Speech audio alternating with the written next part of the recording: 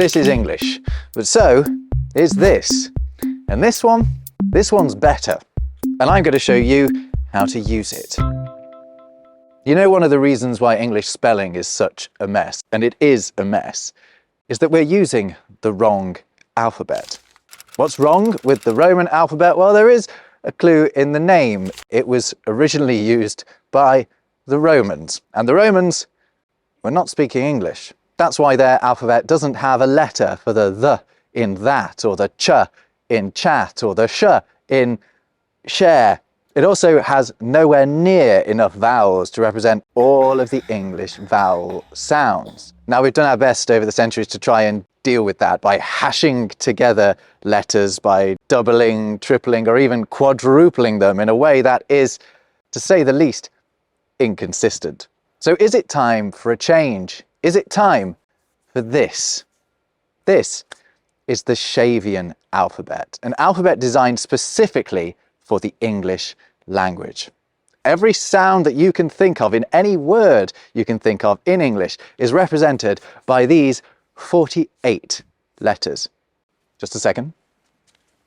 Have a look at this book. It's the first one ever published in the Shavian alphabet back in 1962, and it even comes with an explanation of how to read and understand the Shavian alphabet. It's Androcles and the Lion by George Bernard Shaw, the Irish playwright and Nobel laureate. The Shavian alphabet is named after George Bernard Shaw, but he did not invent it. Let me explain. You see, George Bernard Shaw thought that the alphabet that we're currently using was trash. He saw the alphabet as a tool of his professional craft and thought it was extremely inefficient, so it was kind of a lifelong passion of his to fix it. That's Evan Gallagher, who runs Shavian.info, and you'd struggle to find anyone alive today who knows more about Shavian than him. He's going to help us understand how it all works. As a writer, he just wanted to save a lot of time and a lot of money and save ink and paper in printing books and the like, and frequently came back to that argument during his life. Now, Shaw was too busy being one of the preeminent writers of his day to fix the problem himself. However, he left a vast amount of money in his will to enable someone else to do it. But after Shaw's death in 1950, things got messy. Stick around to find out. First, to get a bit used to the Shavian alphabet and how darn efficient it is, keep an eye on the captions in this next bit, because I just want to introduce you quickly to something I've been having a lot of fun with just recently, and that's War Thunder. It's a vehicle combat game you can play for free on your PC, Xbox or PlayStation, where the makers have paid ridiculously close attention to detail. They've recreated the most iconic tanks, planes, helicopters and ships from the past century right down to their individual components, and you can ride them into battle in a full 4K immersive experience. If you're a history geek like me, if you're into your World War II and Cold War, this is a great game for you. I had a lot of fun flying around in my vintage British fighter plane, or just using my keyboard and mouse too. I loved customizing the vehicles, the music really sets the scene, the sound effects are just satisfying, and you can tell it's been lovingly made. So play War Thunder for free on PC, Xbox and PlayStation. Use my link below to download the game and get your exclusive bonus, multiple premium vehicles, a premium account, an exclusive 3D decorator for your vehicles, and much, much more. See you on the battlefield. So George Bernard Shaw leaves much of his fortune to the sole pursuit of inventing a new English alphabet. What do you think happens next?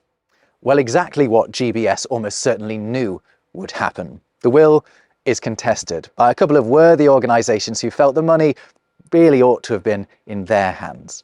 In the end, the dispute was settled out of court, and the £100,000 Shaw initially left to the Alphabet project was busted down to a rather more modest £8,300.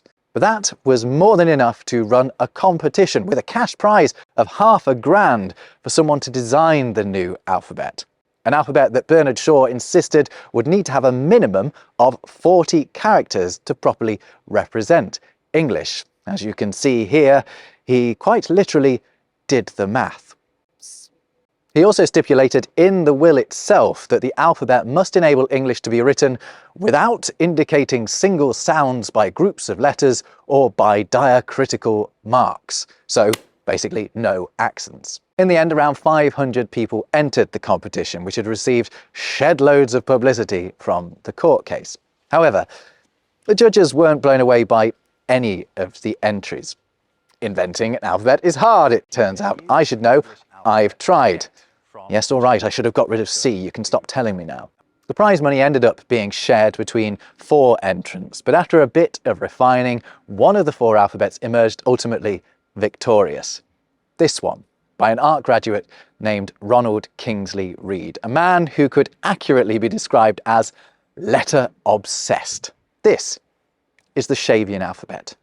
So let's get to know these characters better. Well, all good introductions begin with a name, and each letter in Shavian is named using an existing English word that contains the sound the letter represents. Some of the names are kind of cute, like Peep for the P sound and Haha for the H. Others are less adorable, like Gag and OOze, and some of them are just a bit strange. I mean, what's Ian doing in there? Who invited Ian? Anyway, those are the names, but what about the shapes? The Shavian alphabet was designed at a time when handwriting was still, I guess, the dominant way that most people in everyday life used the alphabet. And each letter was designed to be written with a single stroke of the pen. So it was quite efficient. Great, so no dots or crossbars. None of these letters requires you to take your pen off the page. You can see that 1 or 2 of them look a little like their Latin equivalent. The S looks like an S, the Z isn't a million miles from a Z, the G is somewhat G-like, and the O in words like oak has the distinct ring of an O about it. But it's best not to rely too heavily on that idea. What here is a dead ringer for a C is actually the L sound, and this very V-like fellow actually means oo. Sorry to butt in, Rob, but it's actually more like an O sound. Still isn't a V though.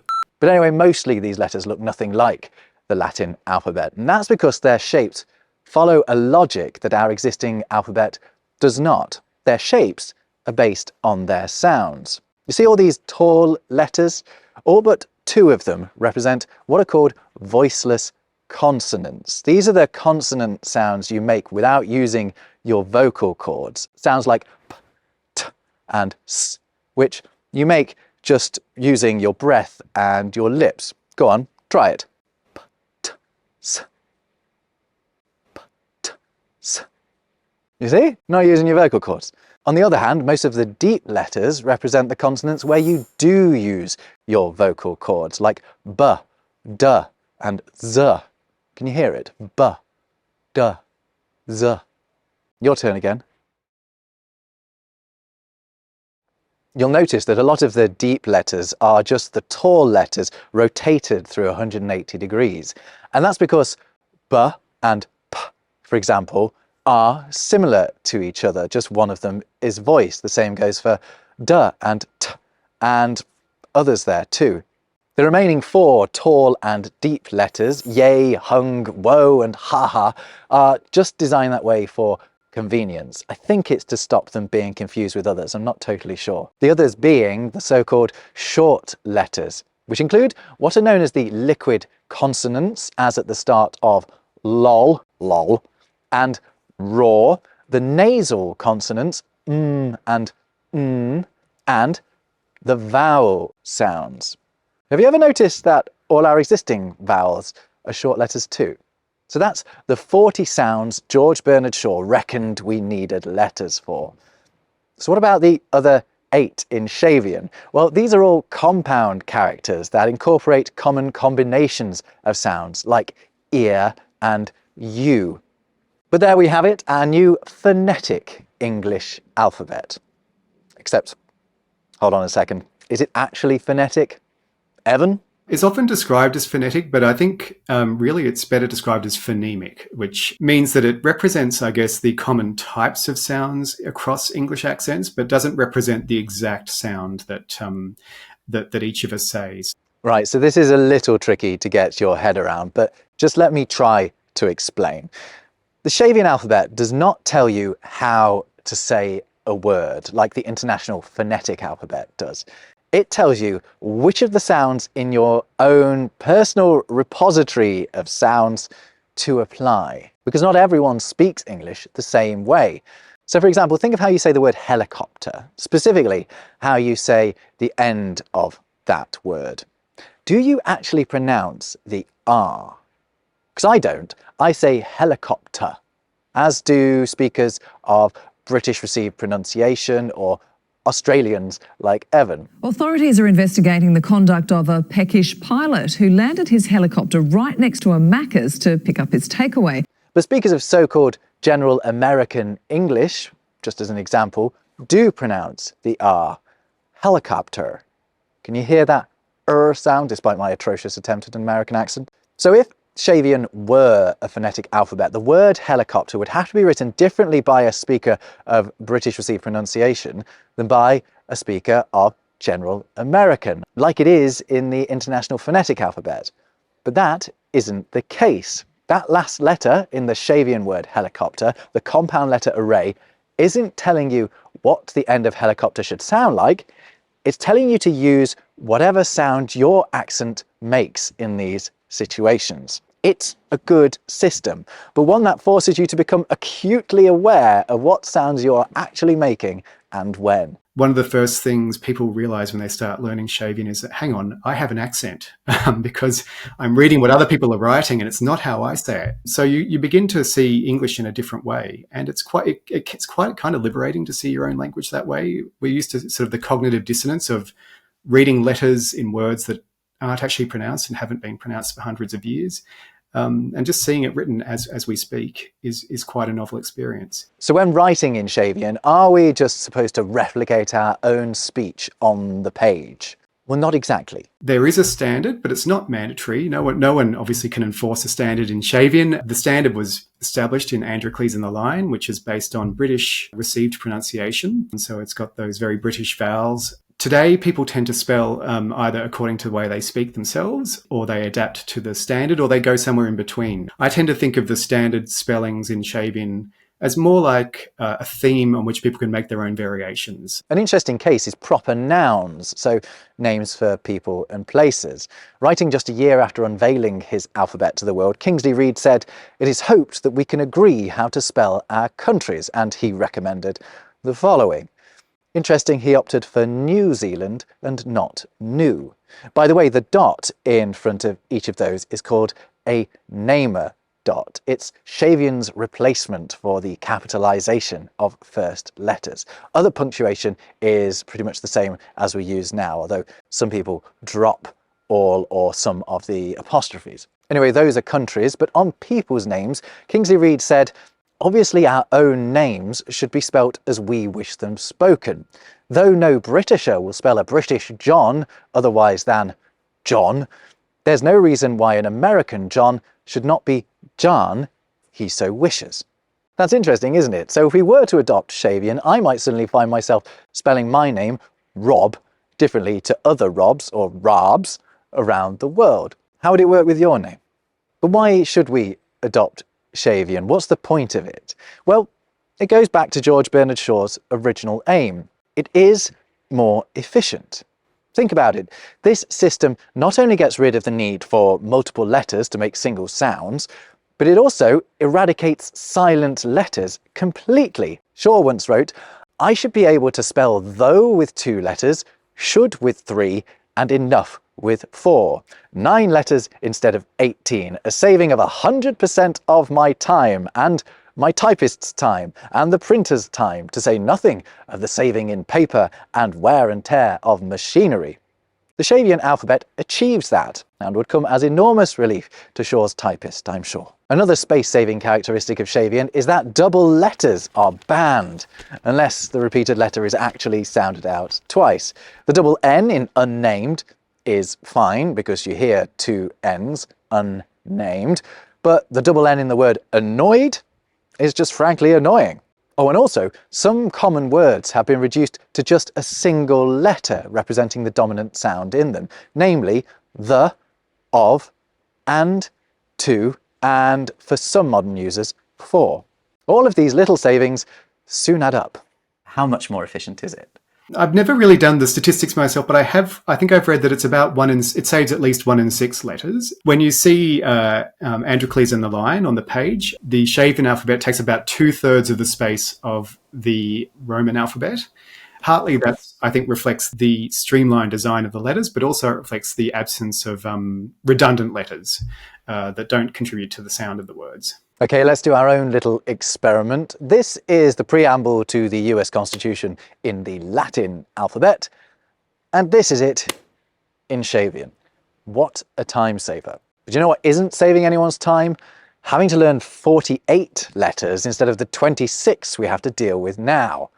So how do you justify that one, Evan? One thing to remember is that the conventional Latin alphabet actually has 52 letters because you have capital letters and lowercase letters, which are all very differently shaped from each other. So you could argue that it has fewer letters than the Latin alphabet, but more efficiently used. What's more, the way that the Shavian letters have been paired up with one another means you're having to learn considerably fewer than 48 shapes. Another win for Shavian, I reckon. So if Shavian really can save English speakers the world over both time and money, and also rescue them from the tyranny of English spelling, why 60 years after it was given to us does almost everyone seem to have forgotten about it? As native speakers, we spend about 6 years or more learning to spell with conventional spelling. That's a lot of time invested, and it's people, I think, are reluctant to give that up. And that's probably why it didn't catch on so much. Learning a new alphabet as well is something like going back to kindergarten in a way is quite a big ask for a lot of people. Yeah, and can you imagine all of the faff associated with having to replace every book, every sign written in Latin script with Shavian? And the cost of it? Sure's $3 million suddenly wouldn't seem so enormous, would it? What's more, because Shavian is specifically designed for English, it's not great for describing other languages. And if we were to stop learning to read the conventional Latin alphabet, we'd also lose the ability to read every other language that uses that alphabet too. So the practical case for Shavian is sort of lacking. But that doesn't mean it isn't worth learning and using. It's quirky, it's fun, and did you know it's already on your computer? Every Shavian character has its own Unicode, and if you go to Evan's website, you can download a Shavian keyboard right now onto your computer or your phone and just start typing. Evan actually developed those himself. The man is a genius. And if you don't want to download one, there's also one on shavian.info that you can just play around with. There are Shavian fonts you can download, which I did for this video, and if you just fancy seeing what your name or whatever looks like in Shavian, there's also an online Latin alphabet to Shavian alphabet converter. There's no copyright claims on Shavian, there's no ownership of it, so it's really free to anyone to use in any way they want to. There are people who use it for journaling, for art, for calligraphy, geeking out on social media with other people who love languages and alphabets. The main thing is just it's there to have fun with. Thanks so much to Evan for his help with this video. Thanks also to War Thunder for sponsoring it. Play War Thunder for free on PC, Xbox and PlayStation. Use my link below to download the game and get your exclusive bonus, an exclusive 3D decorator for your vehicles and much more. Use my link below, and while you're down there, why not leave a comment? You can leave it in Shavian if you like. I'll try my best to read it. Next, why not watch my own attempt at trying to improve the alphabet, or this video instead? And I'll see you over there. Take care, my friend.